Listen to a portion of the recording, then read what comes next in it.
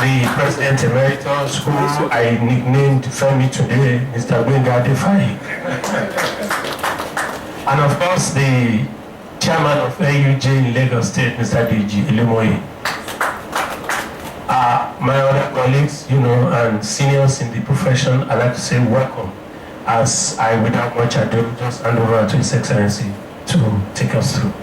Members of the 4th Estate, the gatekeepers, let me start by thanking you very, very much for your support, for your dedication, your patriotism, and for your criticisms. They have perhaps been the most defining contributions that you have helped us to make, keeping our team on our toes. And belatedly, I wish you a Merry Christmas, and I think right on the mark and on the morning, I wish you a prosperous new year. And I hope that 2015 will be a lot more better than 2014 and all of the years that have gone behind us. Essentially, this is just a meeting of minds to review the country, to review our state, to review ourselves, and to set new goals for what lies ahead of us. It's a political season, but some people have, in their wisdom, developed the theory and very enduring practice and idea of a political economy. So they are intermarried, as it were, and when the political economy does well, we all do well. So essentially, I'm just going to start from what we have done here, the challenges, implementation of the budget. I've always said very seriously that for any government, really, the budget is the article of faith, and you will get your direction about what is likely to happen in the budget presentation. It is something that must be taken very, very seriously by any government, and especially the leadership of government, because that is where every sector gets an indication of what is likely to happen. That is where people begin to take positions. Okay, if I'm, for example, a bricklayer, if I'm, for example, a carpenter, and government says it's going to build more schools, it's going to build more houses, I should expect then that in that year there will be this thing. If I'm a lawyer and government is saying, okay, we're going to reform the courts, we're going to people begin to take positions and all of that. So that's where I'm going to start from. We had 489 billion naira budget, and as I reported at the third quarter budget presentation, we were at 84% implementation, which I say is a tough act to follow in this part, really. And up until the 20th of December, the figures for the fourth quarter have started coming in, and I think they will close their books today into tomorrow and tally up. But as at the 20th of December, I think we had dropped slightly to 81%, and that is not unconnected with revenue issues that all of us are familiar with. But even at an 80%, and you recall in the first term of my tenure, we were doing 70-something%, but by drilling down, by using our experience, we have moved since 2011 into the high 80s. At one time, we delivered 89%, and some thought it was a fluke, but we have stayed consistently in the 80s, and that is what happens also when you claw back experience. What were we doing well? What were we doing badly? We've set up a public procurement agency now, so agencies have built themselves into institutions, as it were. Everybody knows what to do, and that has brought on efficiency. Now we can talk numbers all of the day, but there are places where you can feel and see the impact of the budget. If you look at the health sector, for example, we didn't budget for Ebola. Nobody thought it would come, but it was the flexibility that had come into our budget. Immediately it came, we began to see how big the challenge was, getting men and women and structures behind the challenge. We knew that there were financial issues. We quickly adapted, because it's our own plan. We knew where to trim off, what to slow down, and what to deal with. And that is how budgets should work, the flexibilities that must be inherent in them. We went to the House of Assembly that, look, we need to do some supplementary appropriation without necessarily increasing the budget size, and got some money to deal with that challenge before the federal government support eventually came. So, and you will see in terms of physical structures, this year we opened two more of our maternal and child centers. The one in Amuwu was opened this year. The one in Alimosho was opened this year. We also added a new school of nursing, and the other 6 that have been completed in Isolo, Ikorodu, Ajegunle, Ifakojaye, and I think by Jainsu Liri are still running. Work is going on Ayinke House, which will become the flagship gynecological center and pediatric center for Lagos, and I think that should be finished in the first quarter of the new year. Expanded and really upgraded, high-tech. So in health sector, those are some of the things that we have done this year. Also increasing capacity at the primary health care level, where we are opening flagship centers that run 24 hours a day, have to put more power generators, diesel, ensuring that things like cuts, malaria, and all of those things that should not leave the community actually stay there. Hopefully, we will build that into a referral capacity where before you go to a general hospital, you must be referred from the primary center. And that will help us reduce the congestion that people talk about in the general hospitals. It's because people have bypassed the foundational level. You will hear in places in Europe where the first place you go is your GP, that's the primary health care center. So that's where we really are going. In the environment area, we continue to deal with the challenges of flooding, and I will continue to reiterate that this state lies 2 meters below sea level. We must never forget that. So we're actually living in water. And so dealing with that challenge every year and reducing the people who feel the impact of flooding has tremendously progressed. More drains have been built. Places that traditionally used to flood don't anymore flood. Where you have very intense rain, within a few hours after the flash flooding, the water goes, and we continue to appeal to our people to keep the drains clean, to resist the temptation to build over drainage channels, not to dump refuse in them. There's a campaign going on there, the Spirit of Lagos. Some of you may have seen how all of us should change our thinking and our ways. And so the greening continues, and that is also generating work, people doing landscaping, managing and trimming trees.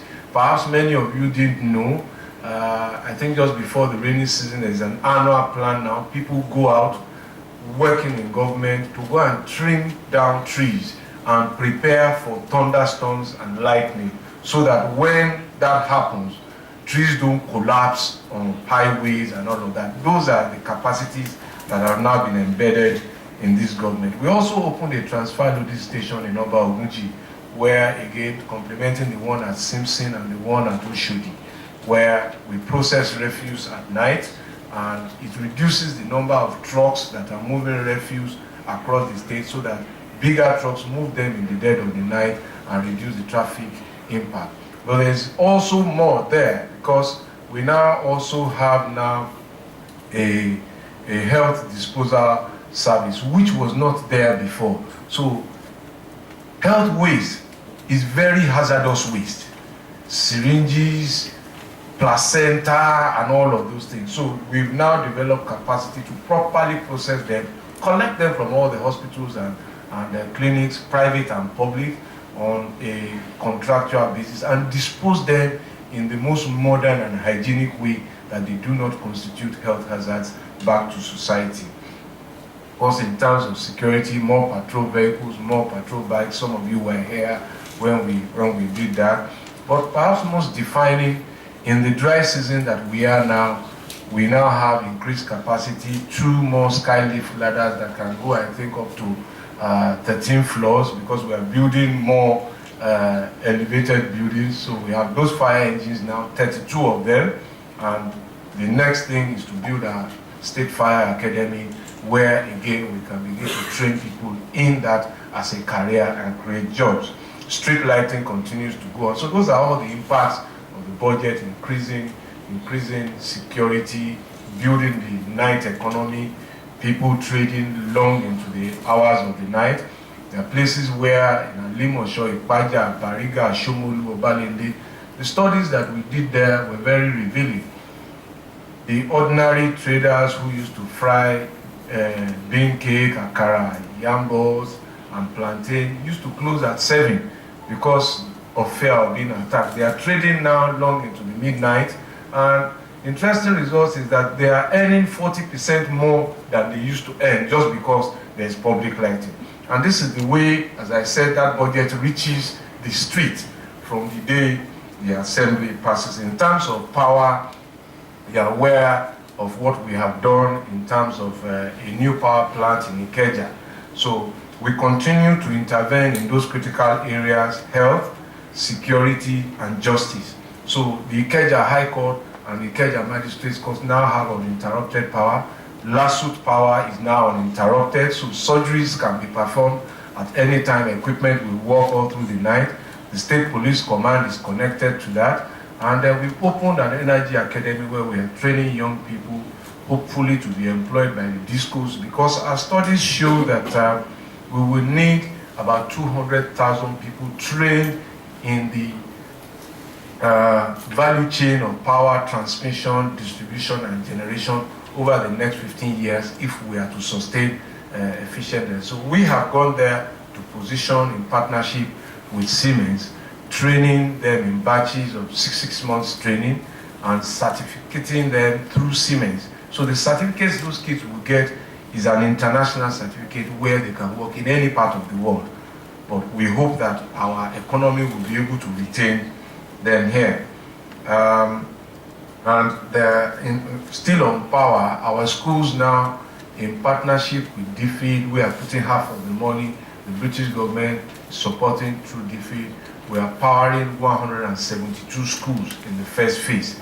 And this is preparing our schools to really leverage on IT, because it's one thing to put computers there, it's another thing for the kids to have power to be able to operate their systems. So we're putting solar panels there. Again, that is creating work because young people are building these solar panels, and we will still start opening and handing over those solar panels to the schools and also to the health centers, because our polio immunization campaign is also power dependent, because the polio vaccine must be kept refrigerated and cool to keep it safe. In terms of agriculture, I think over the last few days, some of you who have been at the Barbage Front will see all our farmers, and they were with us yesterday.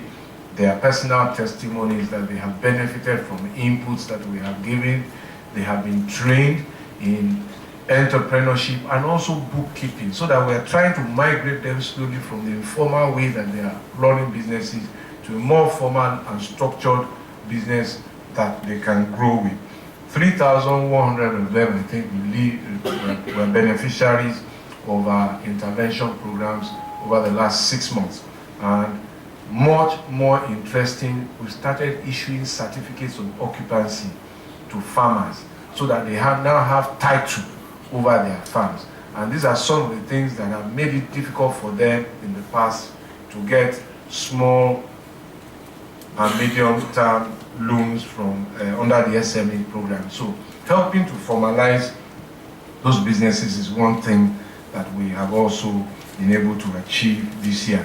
Under our expanded empowerment program, we run skill centers where we train people, largely women, interestingly, in how to become self-supporting instead of dependent on just their husbands. And we see that power supply has been a major problem in enabling small businesses to thrive.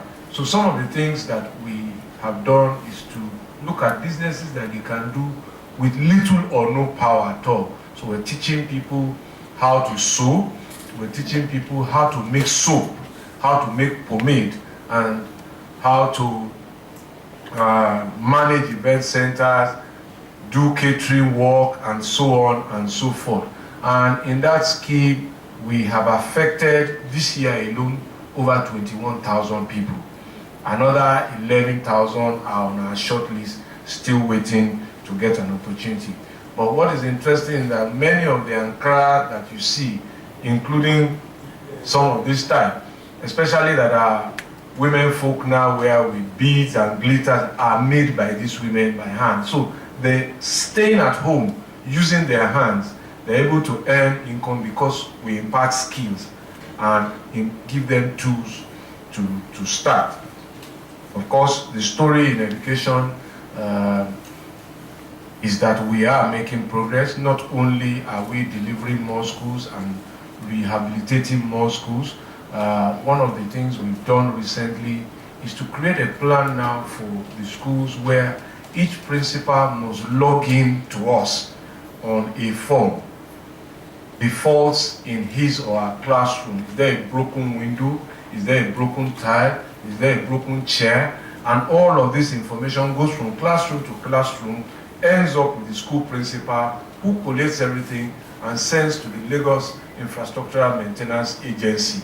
And there we can create financing so that when the schools are on holiday, we already know what the problem is. And we can go in there, fix all of the broken items by contracts to our masons and the products of our technical colleges who have started graduating. And our children can come back to school, to new classrooms, freshly painted walls, replace bulbs. So in this way, everybody is gradually but surely getting involved. The story on roads, which are very, very topical, is that progress again is being made. Through the year, we've opened many more routes, and the work continues. Our intermodal transportation system is making progress. We've essentially finished the ferry terminals in Ikodu and Baduri. We're having some setback with the one at Osborne, even though it's virtually completed. Some people have gone to court to stop us from building a terminal that is completed, really, in that place. And so we're trying to solve the court issues and complete. But the pleasing story is that ridership on Lagos waterways has increased by leaps and bounds. A few years back, we were seeing only about 150,000 people and a few water taxis on the waterways. But today, we have under our register over 200 water taxis running on Lagos waterways, and currently the ridership monthly is in excess of 1.5 million people, and that will grow. The rail project is still making progress. We've completed 4 stations now from Mile 2, Alaba, Orile, and Costain, and that is an 8-kilometer section.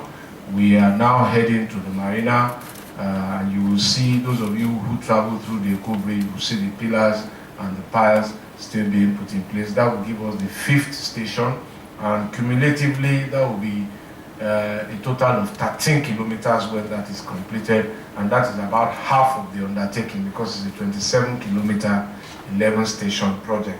So essentially, working that budget, we have been able to affect diverse sectors, and in order not to make this any longer of a monologue, I think I will yield the floor to you so that we can have the expected discussion and interaction. Thank you very much.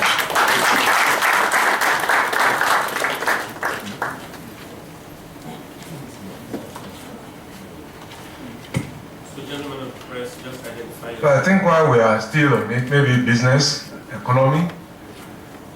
Joshua, you want to have the first go? Joshua Bassi?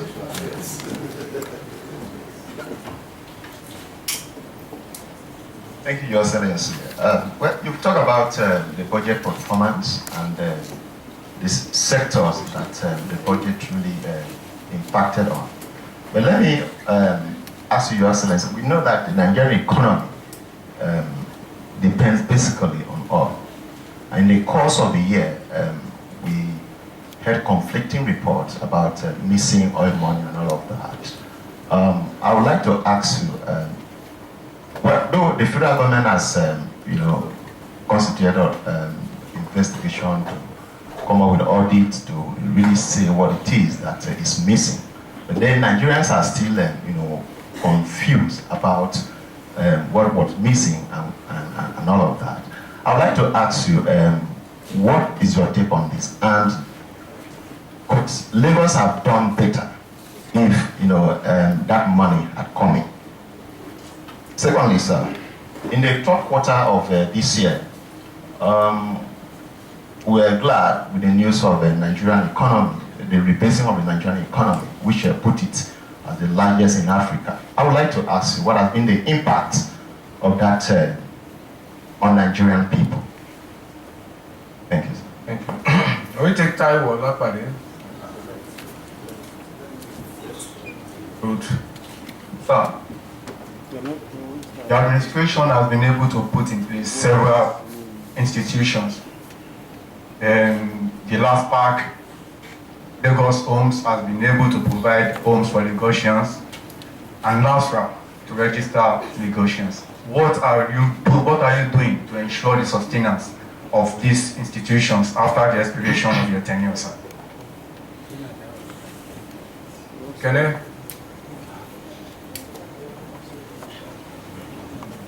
Okay, Your Excellency, I have two questions, and you center on the budget.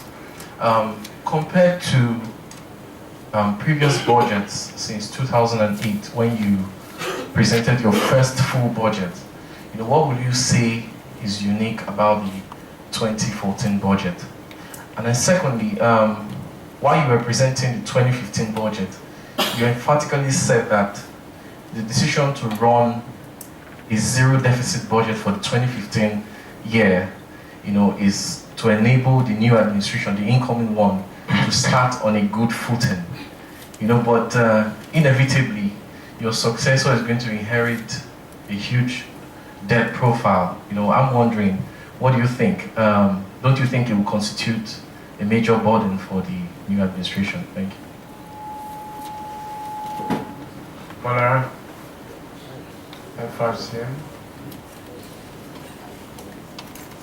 There is no doubt, sir, that IGR remains the major source of revenue. But recently, or from a long time ago rather, there have been allegations of multiple taxation. So that even the vice president came and said people were leaving Lagos because of this multiple taxation issue.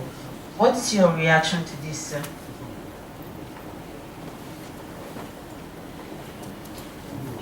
Leola, Voice of Nigeria.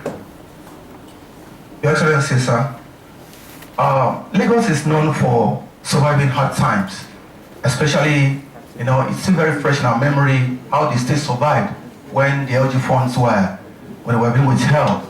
Now, we are facing a crisis in the country, talking about economic challenges and all that. And in the course of all this, we see our workers agitating for emoluments, leave allowances and all that.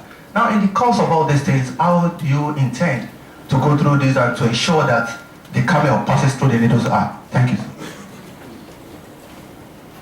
Okay, so I just perhaps respond to all of this set of questions. About oil money, first of all, I think the fundamental issue is public accounting and accountability. I think we have a fair idea how much our quota of oil production and sale is as a member of OPEC. So it shouldn't be difficult when the price of oil is disclosed to know how much is sold and how much is accounted for. But we must remember that the story about missing money didn't come from outside government. It came from within the government. One department of government saying, this other department has not given me. So it begins to tell you how dysfunctional things may or really may not be. And in the aftermath of all of this, we first had 40 billion, then we first had 10 billion, then we had 20 billion. And the real issue should be, really, should 1 cent be missing? If there is accountability and transparency. That is the real issue. Now, if they cannot agree, and it may well be that nothing after all was wrong, but if they cannot put the numbers together, then it raises a very serious issue of trust and capacity. Now, we have heard that an audit is being conducted, which is what normally should happen when allegations of financial impropriety are made, because allegations are often made, really, and they need to be investigated to see whether there is substance in them. But the question now is, there is a very loud silence about the outcome of the audit, and we hear that the report has been submitted. So, just like you, I wait to hear what happened, and it will be pleasing to know what the outcome of the audit is. Could Lagos have done better? Certainly, Lagos could have done better. All the states could have done better. You see that in part of the reports that I gave earlier on, that from 86%, our budget has dropped. From 84, we have dropped to 81. So that is largely, we've told you, our capacity is tied to our resources. So if all of the states, including Lagos, are losing revenues of between 20, 30-something percent on a monthly basis, if you hear that commissioners for finance get to Abuja and they walk out or they refuse to collect money, if you hear that salaries are not being paid in some states, it dimensions for you clearly. The answer to the question is clear. We would have done better if we had those resources. But nevertheless, what we have prioritized for the end of year is, look, pay as many contractors as possible so that they can keep their businesses and their workers, and also ensure that the public servants are paid and they can have something to take home to their families. As far as the question by Olakbade about rebasing is concerned, I think the point to make first is that what was this rebasing all about? You know, the best way that I can describe this is for me to continue to employ people and not keep a record of them. Then after about 4 years, I now come and say, oh, I have 1,000 employees and I'm the biggest employer of labor, when they were always there before.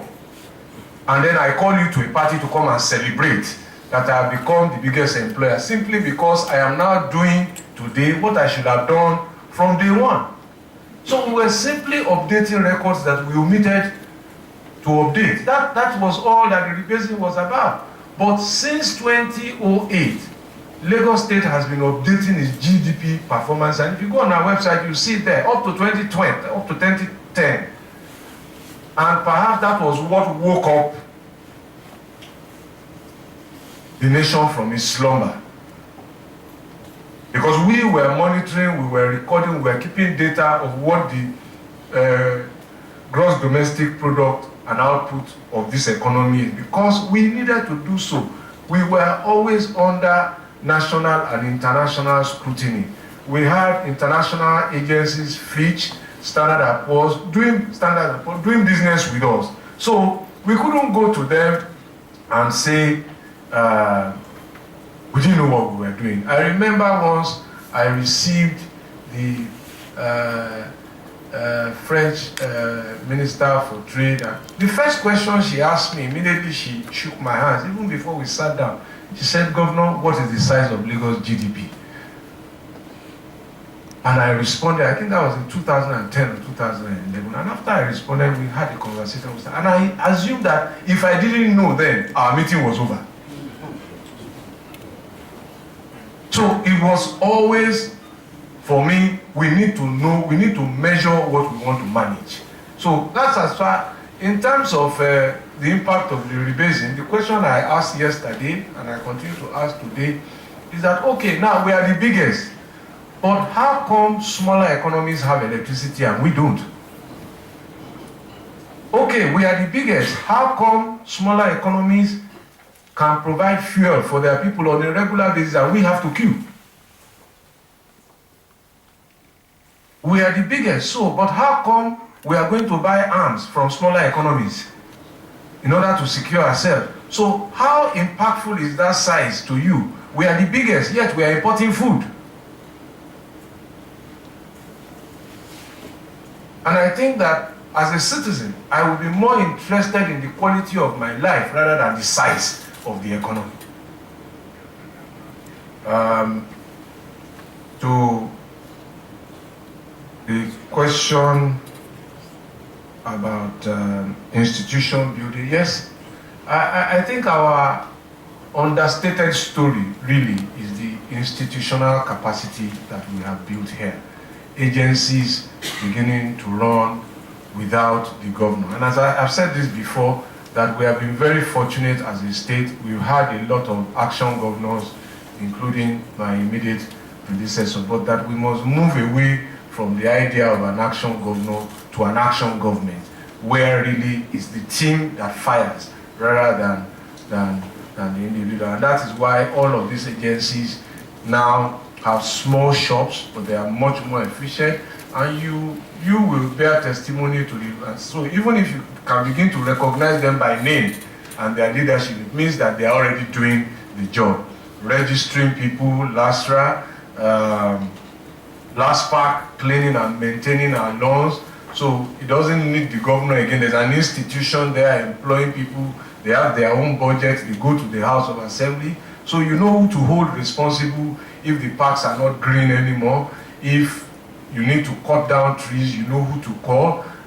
You know who to call if the public works, you need to have your roads fixed. You know who to call if your street light is down. And if your traffic light is not working, you know it's last mile, and all of those things. So that really is the way government should work. And if that is already happening, I mean, I'm proud that we have achieved that. In terms of how to sustain it, it's your votes. We did it, we can maintain it, so keep us there. It's very simple. Because those who didn't do it will come to experiment and fiddle with it. But we designed it, we implemented it, we have the plan for keeping it going, so you are safer with us, really. And that's my answer about sustaining it. But at the end of the day, it's also the quality of men and the quality of women who have done well. Because if institutions do well, it is men and women who have done well. If they don't do well, really, it is also men and women who have dropped the ball. The difference between 2014, well, I think one of the unique things that you have mentioned is the commitment to deficit reduction. That is something that was different. From the beginning, we had a debt issuance program, which we announced publicly, 275 billion, which we were going to raise in tranches. And so it's going to be difficult to assume that any government will not borrow. It is possible. But it means that if we do not want to borrow, one of the things we must do is also to reduce our demand for services.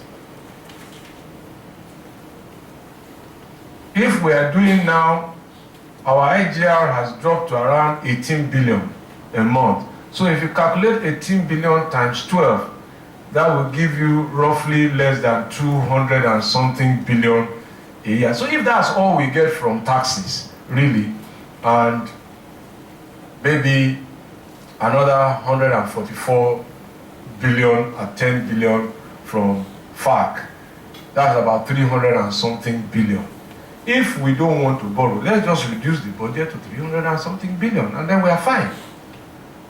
So, but we have a budget of 489 billion. Of course, we also project that we will earn more. So, if we want a smaller budget, we must expect, or we must agree to ask for reduced services.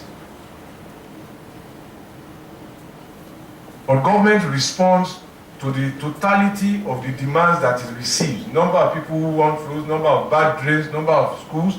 We must also reduce our numbers. So maybe we should seriously also begin to reduce how we do that other business. So that, because it has results. It's about people. And that's why we are a mega city. It's not because we are building anything mega, it's by our number. So in some states where one MCC, a maternal and child center, will be enough, we have delivered 8 and 2 more are under construction. So we are going to have 10. Some states are fine with 1. Some states have a BRT only on one single highway that runs through their corridor. We have extended BRT from Ikorodu Road through to Epe. It's going now into Ikorodu town. Once the Badagry Expressway is finished, it's going there. It's in parts of Alimosho, Yanopaja, and all the bus franchises. For some states, only one ferry terminal we do. We have 3 big terminals. We have opened many small ones, and it's still going. In the city of Dubai now, you have only 1 monorail. We are building the first of 7. They are fine with 1. So that's the size of the undertaking. So if you don't want to borrow, then we should moderate our numbers so that our demand also will reduce. So you can't be putting on weight and say you'll be using 5 years to solve Babariga. It just won't catch. Something will reveal. And it may not be a very pleasant sight. But the point is that as we leave, we wind down. There must be a handing over, but even until the last day, we will be working. Up to yesterday, people are still asking for services. But there's a sense in which you know that you are transiting now. And don't create too much of a burden for your successor. And that's where we are. Of course, inevitably, then, if there is going to be any deficit, it must not be a deficit I impose. It must be a deficit that he plans, he can see, in the same way that I started my own deficit with a 275 billion borrowing plan over 8 years. I met debt too. Don't forget that they said then Ashwaju had mortgaged our state for 50 years. Don't forget we took a 15 billion naira bond out of a 25 billion debt plan. I paid it within a year because the financing of the state is steady, is reliable, and is robust. We are the only state that has an international Fitch rating of AA positive with a stable outlook for the future. Now, out of the 275 billion that we borrowed, we've paid the first tranche of 50 billion. The next tranche will fall due, I think, in 2017. By the time we paid this tranche of 50 billion, we had 80-something billion naira in the consolidated debt service account just to pay 50 billion. You will wonder how that happened. When we took that bond at that time, there was a lot of opposition to it during Ashwaju's time. And one of the onerous conditions that were imposed at the time was that the state should pledge by law that it will commit 15% of its IGR every month to the account of the trustees who lent us the money. But at that time, the IGR was 2.2 billion naira. So nobody saw an IGR of 20 billion at that time. So we are still paying 15% of 18, 19, 20 billion every month under the account and management of the trustees. So those who make those erroneous statements, the finances of this state are studied, the next governor only needs to continue to maintain the revenue levels to pay off the debt and even borrow more if he wishes. So that's the plan. And so nobody should have anything to worry about in that respect.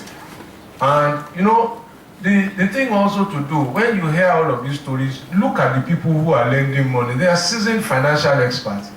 They lent money to us in the last year of my administration. It's a vote of confidence that they know that their money is safe. Oh, you think they wouldn't have looked at our books? Not all states can borrow money. Not today. So that's the reality. If you were a banker, would you lend to somebody who was insolvent? Your customers will come after you. They see the money coming in, so they know that, and they collect it. So they can see the whole picture. And one thing that is unique also about the 2015 budget is also the commitment to welfare of public servants. First, pensioners. We're trying to clear as much of the old arrears under the defined benefit scheme. The contributory pension scheme is doing very well. We have the largest implementation record for that in the whole country today. Our state received an award even from our fiercest opponents. They couldn't help it. They had to give it. The numbers spoke for themselves. I think just 2 days ago, we released about 1.5 billion again to people who have recently retired, about 200 and some. So that is already self-sustaining, it's automated. We are deducting from source every month their own share of the contribution and our own share of the contribution, and it's being remitted to the pension fund manager. So it's the back issues, those old pensioners who have served, that's where we've made a lot of provision in next year's budget. Again, is to try and ensure that pension issues do not dog that budget, that government when they take over. We want to solve as many of it as we can before we leave, or reduce it to the barest minimum. And as I said in the budget, leave a plan to finally eliminate it. Allegations of multiple taxation, that really is the word that describes it, is allegations. Where is the proof? Because our constitution, and I will not tire of repeating this, our constitution creates 3 levels of government: local government, state government, and the federal government. It gives each one of them responsibilities. And so we expect them to deliver certain services. So in that effect, how do they raise money? They must tax. Local governments, for example, have responsibility over markets, over advertisement, and all of those kind of things, motor parks, and all of that. State government, personal income tax by federal law. Federal government collects taxes at ports and all of those things, airports, value-added tax. That's how it works everywhere in the world. The only way that you can have multiple taxation, as I argue, if you have different levels of government taxing you for the same item. And I think that we must also distinguish between a tax and an administrative charge. If you want to buy land, for example, and we say that you should go and pay for application form 50 naira or 10 naira or whatever the amount, that's not a tax.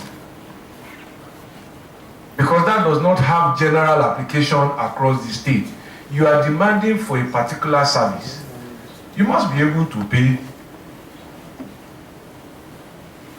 for that service. So there are some things that are not taxes, that people assume are taxes. They are administrative charges peculiar to certain services, because that's the only way government can break even. Because we make a budget, we have provision for what we are going to earn. So we can't collect your own taxes and go and use it to fund Lateef Raji's request for land. We will have done a disservice to the economy. So if Lateef wants to buy land, there are some administrative costs so that we don't have deficit in servicing him at your expense. So you can't fairly call that a tax. And they go across board, those who want to do certain other things. But I think the more important thing I want to respond to is the allegation credited to the Vice President that people were leaving Lagos. I sincerely want to believe that he was misquoted, because it is a very, very serious display of ignorance if it was true. You know, because how do you then justify the assertion that people are leaving Lagos? Is the VAT being collected from Lagos reducing compared to other states? Is the air traffic into Lagos reducing, or have you seen a significant reduction in traffic in Lagos? More hotels are being built in Lagos. Companies are licensing and operating in Lagos. Displaced people from other parts of the country are moving into Lagos. Has the water demand in Lagos reduced? Or has the demand for hospital services reduced? So it is a very, very grave statement to make. And that's why I say I hope it was misquoted. Because that is the chairman of Nigeria's National Economic Council. So if he misunderstands what is happening in the commercial capital of the country, it may be an index into a very revealing index into their understanding of the country's economy. It may also confirm to you some of the things you heard from the president when he said that he receives all sorts of contradictory advice. Maybe this is part of it. It's a very dangerous statement to make. It's either ignorant or diabolical or both. And either way, it is not good. Because it tells you then why the economy is not functioning. If the chairman of the Economic Council doesn't know where the numbers are, because the economy is always about people. So if I assume that you that I'm talking to are actually in the next room, you know, I will take the water that is meant for you to the next room. And you know what will happen? You will starve. So, but as I said, I hope that didn't happen. Well, hard times, yes, self-inflicted perhaps in the way that we have managed our economy. If we couldn't deliver power, we couldn't do all of those basic things, build roads, invest in infrastructure. We can't grow beyond the size of our infrastructure. No nation has done it. It's the infrastructure that dimensions the growth that happens. So when we had crude oil selling at over $100 per barrel, what were we doing? We couldn't record how much we were making, so we were fighting about who had the accurate record. So that's why I say it's a self-inflicted thing. Now, can a team that couldn't do that now do more with less? So if they couldn't build roads, they couldn't build electricity, they couldn't do that at $100 per barrel, what magic can you expect when the money is now half? Yesterday, I think it was 57. So certainly, some challenging times ahead, but it's also a time for everybody to become imaginative and creative. Do they have that creative capacity? Well, the jury's out. But we saw this day coming. And one of the interesting things I will share with you later is that every kobo that this state collected under the SS Crude account went into brick and mortar. Every cent of it. And I documented it. Because I knew this day was coming. Because that is what will define how well we will grow. Investment in infrastructure. But they chose to save. Now the money is devalued. So the money we kept yesterday has lost its value. But while that debate was raging, and you are living witnesses to that debate, let's spend this money, but tie it down to life-defining things. Schools, hospitals, roads, bridges, electricity. They said, no, sovereign fund. Where's the money now? So that's the question about how imaginative we will be going forward. What are they recommending now? They are trimming off pennies and shillings and leaving the real big ticket issues and saying that they are going to increase VAT. What it means is that you and I are going to pay more for the mismanagement. But they are coming back to taxes that he was alleged to be saying we are overtaxed. So who is right? Who is wrong? Will we be affected? Yes, but we will survive. The reason is that we never based our economy on oil. Our economy was based on people. That this is a commonwealth, we will create work, and if we create work, you earn income, you will contribute. Because if it is going to be a commonwealth, let us build it by common contribution. So all of those women, all of those men that we were employing, we knew what we were doing. So our tax base gradually began to grow. So we can't continue to tax the same people. We must increase the number of people who contribute. And the only way to do that is to give them work. Farmers, artisans, everybody being a part of it. Everybody who wakes up in the morning and says, I am going to work, is a potential contributor to our economy. So I think as for workers agitating, the agitation will not be unexpected. What one will expect then is reason. Let us look at the books. Where do we cut? And that's why when I was making the argument during minimum wage debate, I said, no, that it's not going to be enough just to give the minimum wage. Why are people asking for an increased pay packet? It is because of the purchasing power of their disposable income. That's what they want to breach.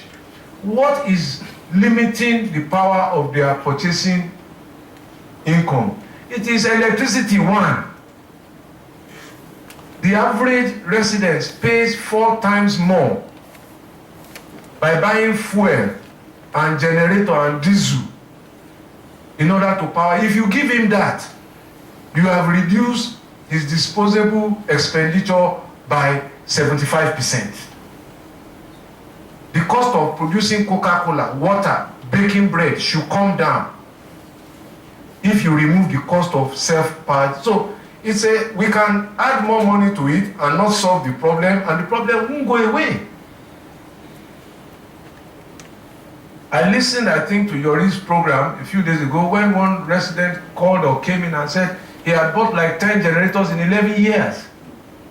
So that kind of person, if he's working, will be telling his employers, I need more money because I can't cope. So we are going to have that debate again. Which way should we be going? Should we attack the source of the problem, or should we continue to deal with the symptoms? So I think that's the... Let me perhaps ask Francis and Muntala Aila. Thank you, Your Excellency. My question is in the area of infrastructural development, and I want to zero in on the light rail project. You promised us at the flag up that before the expiration of your tenure, that the light rail project would have been completed, or at least a section of it would have been functional. A few months to the end of your administration, the project is yet to reality. Why, sir? We want to know the reason. Secondly, sir, the Apapa traffic gradient block. I promised that I will finish before my time. I don't remember that I made that promise. I said we will try. I'm very careful what I say because I'm holding somebody to his own promises. But that was, I didn't quite say any such thing with exactitude. I kept hoping, and but the important thing first is that rail projects are built in sections. We finished one section, as I told you, Mile 2 to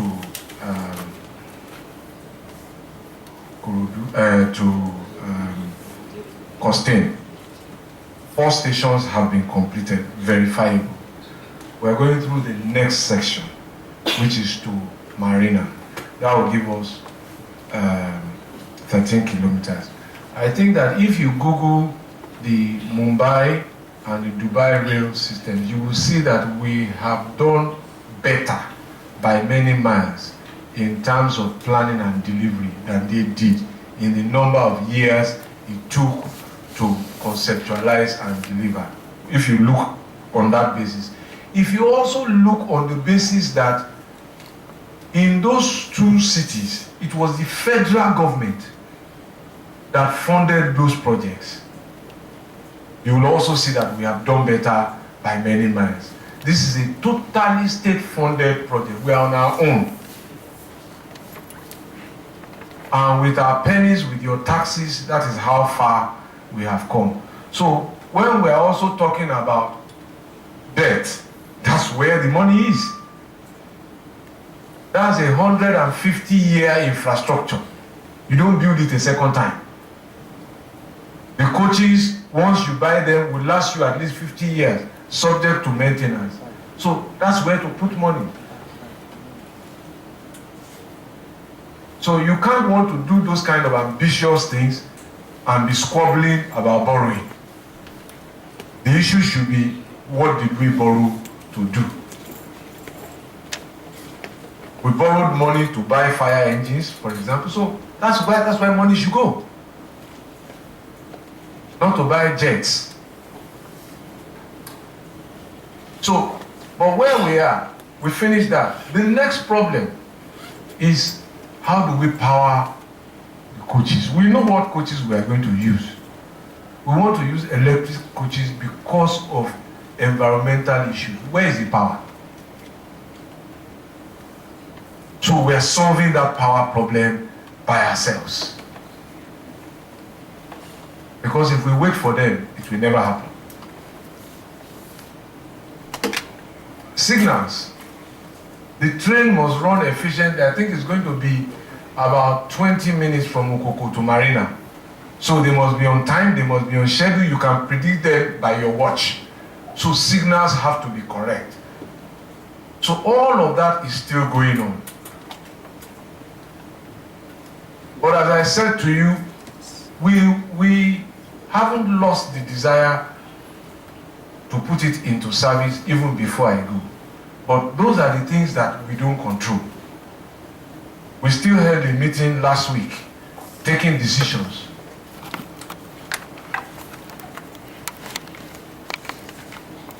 So, and I am also learning in the process. Because the truth is that we haven't done this before. The last rail that was built here was built by the Europeans. So at the same time, we are building local capacity to ensure that we can do the next one by ourselves. But touch wood, you will see before I go that at least we will be testing. Because even when you bring the trains, you have to test for safety and do all of those things before you open for full commercial service. And when it's not completed, you also have to put in place continuity plans for, I can't drop you in the middle just because I want to show you a train. So we must also put plans to bus you from there to your next destination. So those are all of the details that are going on. But we've moved from concept, drawing, design, brick and mortar, iron rod, steel, everything is there. So, and that's the whole idea about developmental governance. It is not about what you will finish, it's about what you can begin and what you can plan. If you look at the Gauteng Rail in Johannesburg today, it was Thabo Mbeki who started it when they bidded for the World Cup. It was Jacob Zuma who finished it and opened it. And that's how cities and nations should develop. So if we limited ourselves only to things we can finish, we won't do those kind of things. But as far as my 12 Ikorodu is concerned, the plan was to finish this December. Most of the work from the report I got last week were at over 90%, especially in asphalt. And those of you who live in that area will see that things have improved from when we started. And as I assured you, it will get better as we go on. What are the issues? There are a lot of community issues, but we don't bother with that. That's our headache. Building on a road that people drive through every day is like the eighth wonder of the world. and we don't shut down the road, and you can still use it. So even our projection on construction time, you must salute our efforts that we are where we are today. It would have been nice to shut it down for 6 months and we would have finished. But we can't do that. So that's part of the reason. If we are behind, that's part of the reason. The other reason is that people are trading on the road too. And you know that. I was there recently, and our people wanted to remove them, but I said, no, leave them. Because we had to take part of what was their market. So until we finish that market, we will have no moral authority to say, you can't trade on the road. Then what you didn't know, there were 2 court cases during that project. We settled out of court. So these are all of the things that went on there. But it's almost done, and I'm sure but it's certainly better than it was 2 years ago. And it will get better until we complete it. And also there's capacity. So, and money.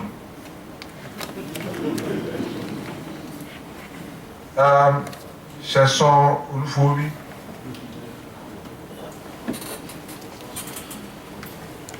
Good afternoon, sir. I'm Sheson Ulufobi, I write for Punch. Sir, in 2012, you signed the Lagos State Road Traffic Law, showing your commitment to sanitizing our road. One aspect of that law is the movement of Okada operation from the highway to inner roads, and we reduced accidents and other carnages on the road, and we can even move and drive safely. That was 2012, 2013. 2014 now, it seems they are coming back. And they are coming back bolder and bad every day. So what is going on, sir? Why are they operating on the highway, sir? Then the lag box and the BRT, the scheme. I noticed that many of the buses are broken down. And we have fewer buses on the road now. Again, what is going on, sir? Maybe we should take along with that Miriam on security and Emmanuel Kudol. Good afternoon, sir. Sir, you told us what the state government has achieved in the area of security.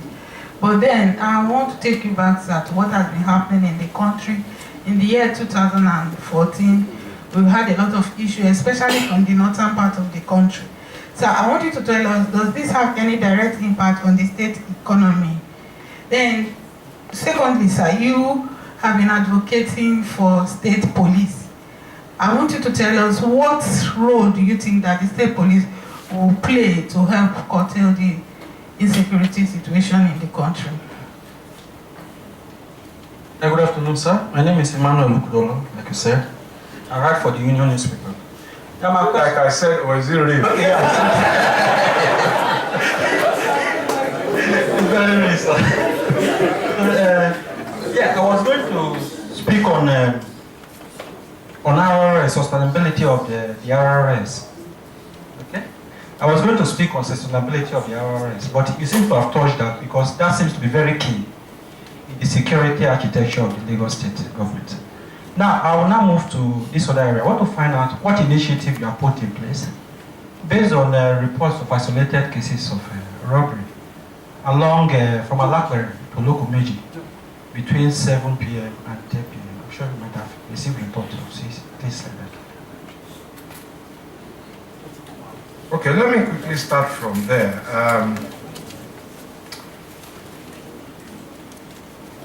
All of us are familiar with this Ember Month campaign, and the foundations for that is that from January to December, there are just some people who, even if there was work, refuse to do any.